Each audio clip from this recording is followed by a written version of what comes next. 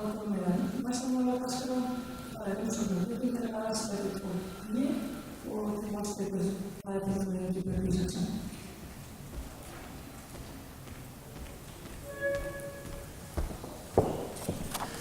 Forseti, ágætu bæjarfulltrúar. Þetta er fyrsti liður í fundargerð skipulagsráðs, dagsettri 12. september 2018. Lagður fram til kynningar úrskurður úrskurðarnefndar umhverfis- og auðlindamála frá 4. september síðastliðnum í máli nr. 66 frá árinu 2017 vegna ákvörðunar skipulagsráðs frá 10. maí 2017 að synja umsókn breytingu og deiluskipulagi innbæjarins vegna lóðar nr. 12b við Aðalstræti. Niðurstaða úrskurðarnefndarinnar að skipulagsráð hafi ekki haft vald til að synja deiluskipulagsbreytingunni, heldur eingöngu komið tillögu að afgreiðslu til bæjarstjórnar. Það hefur því ekki verið tekin loka ákvörðun í málinu og þarf bæjarstjórn því að taka málið til efnislegrar afgreiðslu.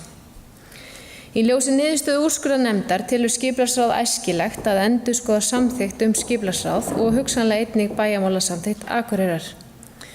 En til upplýsingar þá hefur verið samþykkt á fundi bæjarráðs 13. september síðastliðinn að fela bæjarlögmanni að koma með tillögur að breytingum á samþykkt stjórn og fundarsköp Akureyrar kaupstaðar.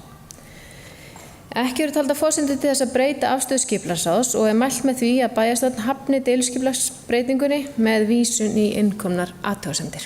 Takk.